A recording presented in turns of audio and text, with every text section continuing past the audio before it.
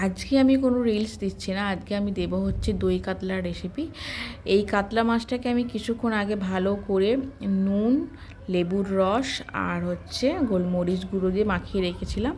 আর এখন একটা ছোট্ট করে পেস্ট বানাবো, লঙ্কা, পেঁয়াজ আর রসুন দিয়ে ভালো করে একটা পেস্ট রেডি করব।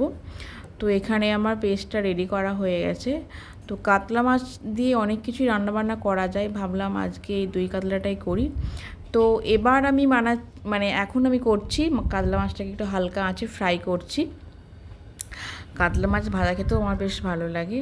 তো এবার আমি দইটাকে ফেটিয়ে নিচ্ছি, কারণ ভালো করেই দইটাকে ফেটাতে হবে, কারণ দই কাতলা বলে কথা।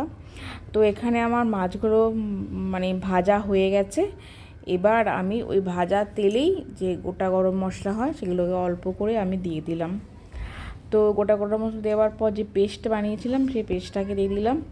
তো পেস্টটাকে এবার ভালো করে নাড়তে হবে যতক্ষণ না কাঁচা গন্ধটা বেরোচ্ছে। তো এই রেসিপিটা আমার ইউটিউব দেখে শেখা, তাই ভাবলাম আজকে ট্রাই করি। তো এবার আমি দইটা দিয়ে দিয়েছি। এবার দইটা মশলাটা দুটো একসাথে ভালো করে আমি মিক্সড করছি কড়াইয়ের মধ্যে। তো কিছুক্ষণ 5-7 মিনিট করতে হবে এভাবে। তো এই রেসিপিটা আমি ইউটিউব দেখার পর থেকেই আমার ইচ্ছে হলো আমি এটাকে বানাবো। তাই বরকে বললাম, তুমি দই কাতলার জন্য কাতলা মাছ নিয়ে এসো, যেরকম ভাবা সেরকম কাজ। তো এখন আমার গ্রেভিটা মোটামুটি রেডি হয়ে গেছে। তো এবার আমি মাছগুলোকে দিয়ে দেব। এই দেখো, ওদের মতো হয়তো অতটা ভালো পারিনি, তবু যতটা পেরেছি চেষ্টা করেছি। তো দেখা যাক কীরকম কী খেতে হয়।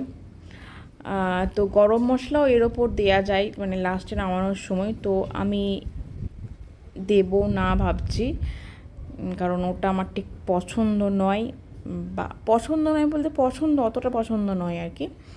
তো ততক্ষণ ভালো করে ফুটুক দই কাতলা। আর এদিকে আমার ভাত বসে গেছে। আজকে দুপুরেতে দই কাতলা আর ভাত, তার সাথে আর কিছুই বানাবো না, ভাবছি এটা দিয়ে ভাত খেয়ে নেবো আজকে। তো এই দেখতে পাচ্ছ দই কাতলা ভাত একদম রেডি। আজকে দুপুর এটাই খাবো। তোমাদের কেমন লাগলো ভিডিওটা প্লিজ জানিও, ভালো লাগলে একটা লাইক করে দিও। হ্যাঁ, তার সাথে এখানে আছে হচ্ছে আমের আচার, যেটা আমি রোজই প্রায় চেষ্টা করি লাঞ্চের সাথে খাওয়ার জন্য। Thanks for watching.